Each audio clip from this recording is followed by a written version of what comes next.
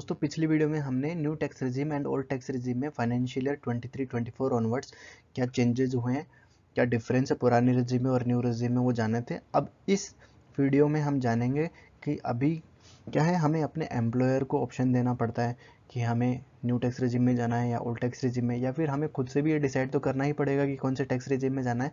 तो उसको एक प्रैक्टिकल एग्जाम्पल लेकर समझते हैं कि how to choose between new tax regime and old tax regime. एक एग्जांपल के तौर पे हम यहाँ पे ले लेते हैं, मान लीजिए किसी की सैलरीड इनकम है 15 लाख रुपए की।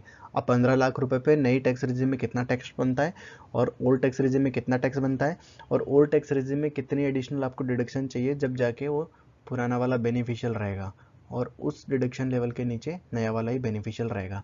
तो 15 लाख में हम नए टैक्स रिजीम में टैक्स कैलकुलेट कर लेते हैं। 3 लाख तक कोई टैक्स नहीं है, 3 लाख से 6 लाख की इनकम जो मतलब 3 लाख हो गया, उस पर 5% टैक्स 15,000। 6 लाख से 9 लाख के बीच की इनकम 3 लाख रुपए, उस पर 10% टैक्स 30,000। 9 लाख से 12 लाख के बीच की इनकम 3 लाख, उसके ऊपर 15% टैक्स 45,000। और 12 लाख से 15 लाख के बीच की इनकम, उस पर 20% टैक्स 60,000 हो गया।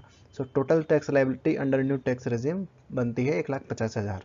अब हम देख लेते हैं पुराने टैक्स रिजीम में अगर 15 लाख की इनकम है तो क्या टैक्स बनता। अब 2.5 लाख तक तो कोई टैक्स नहीं बनता। 2.5 लाख से 5 लाख के ऊपर 5% टैक्स बनता जो 12,500 है। 5 लाख से 10 लाख के ऊपर 20% टैक्स बनता जो कि 1 लाख है। 10 लाख से 15 लाख के बीच इनकम पे 30% टैक्स है जो कि 1.5 लाख बन रहा है। टोटल टैक्स अमाउंट बन रहा है आपका 2,62,500 रुपए।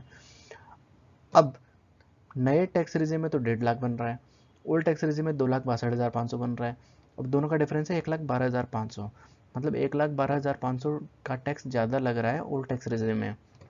अब हम देख लेते हैं वो कि क्या extra deductions old tax regime में चाहिए, जिसको लेने के बाद नई टैक्स रिजीम और ओल्ड टैक्स रिजीम दोनों बराबर ही रहेगी।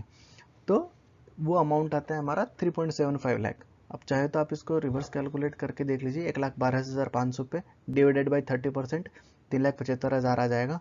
अब इसको फॉरवर्ड कैलकुलेशन करते हैं, 3,75,000 रुपये की अगर किसी ने डिडक्शन डाली है तो उसकी इनकम आ जाएगी 15 लाख माइनस 3,75,000, 11,25,000, और उसके ऊपर फाइनल टैक्स अमाउंट आएगा 1,50,000। देखिए आप 10 से 15 लाख के इनकम में 30% के टैक्स ब्रैकेट पे है, तो जो 3,75,000 रुपये आपका टैक्स डिडक्शन आप क्लेम करोगे ओल्ड टैक्स रेजिम में, उसके ऊपर सीधे 30% बचेगा जो कि बचेगा 1,12,500।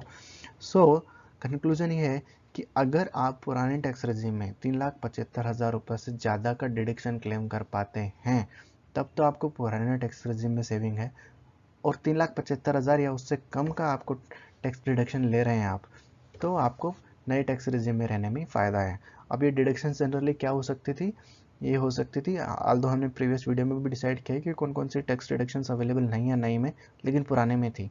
तो जैसे आपका HRA का डिडक्शन है, होम लोन के ऊपर इंटरेस्ट है जो कि सेल्फ ऑक्यूपाइड प्रॉपर्टी के लिए है, या फिर सेक्शन 80 में जो 1.5 लाख की डिडक्शन है वो है। 80 CCD1B में आप NPS में कंट्रीब्यूट करते हैं तो एडिशनल 50,000 की डिडक्शन है वो है। डोनेशंस का है, इंटरेस्ट ऑन सेविंग अकाउंट है, ऐसा बहुत सारा मिलके पहले लोगों का हो जाता था। तो इस एग्जाम्पल के बेसिस पे आप सब लोग अपने अपने इनकम लेवल के बेसिस पे और अपने अपने अवेलेबल डिडक्शंस के बेसिस पे कैलकुलेट कर सकते हैं कि आपके लिए कौन सा टैक्सेशन रेजिम बेटर पड़ेगा, और उसका कंफर्मेशन आप अपने एम्प्लॉयर को दे सकते हैं। किसी को डाउट आएगा कि मैंने एक बार ऑप्शन दे दिया, मुझे बाद में पता चला कि मेरा उतना डिडक्शन हुआ नहीं, या फिर मुझे तो दूसरी रेजिम ज़्यादा बेनिफिशियल थी, तो इसके लिए गवर्नमेंट ने ऑप्शन रखा है। आप अभी एक ऑप्शन जो भी आपको for the time being analysis करके अच्छा लग रहा है वो आप दे दीजिए, चूज़ कर लीजिए। At the time of filing ITR आप चेंज कर सकते हो ऑप्शन, उस टाइम पे आप फाइनल डिटेल्स आपके पास रहेगी, आप रिकैलकुलेट करिए, जो भी बेनिफिशियल है आप कर सकते हैं। और ये ऑप्शन आपको हर साल रहेगा। मान लीजिए आपने करंट ईयर में न्यू टैक्स रेजिम में ITR भरी, नेक्स्ट ईयर में आपको ओल्ड बेनिफिशियल है तो आप ओल्ड में जा सकते हैं, उसके बाद फिर से आपको न्यू में लगा तो न्यू में। एक प्रिकॉशन हम देखते हैं, देखिए गवर्नमेंट ने जो 80C के डिडक्शंस वगैरह हटाए हैं, अब उनमें क्या होता था, इंश्योरेंस वगैरह कई चीज़ें थी जिनके बेसिस पे डिडक्शन लेने के चलते ही, लेकिन इंडिविजुअल कम से कम कुछ ऐसी चीज़ें ले लेता था इंश्योरेंस टाइप की जो उसके लिए अदरवाइज भी बहुत बेनिफिशियल थी। अब डिडक्शन तो मिलेगी नहीं और न्यू टैक्स रेजिम में इंश्योरेंस वगैरह की, तो सोचेंगे कि हम क्यों स्पेंड करें। लेकिन देखिए यहाँ पे आपको न्यू टैक्स रेजिम में जो पैसे की सेविंग हो रही है उससे आप इंश्योरेंस जैसी ज़रूरी चीज़ें इग्नोर ना करें, वो आप डेफिनेटली अपने बेसिस पे लीजिए। पहले आप कंपल्शन में लेते थे, लेकिन अभी सुओ मोटो ले लीजिए। तो ये थी हमारे आज की video. Thank you very much.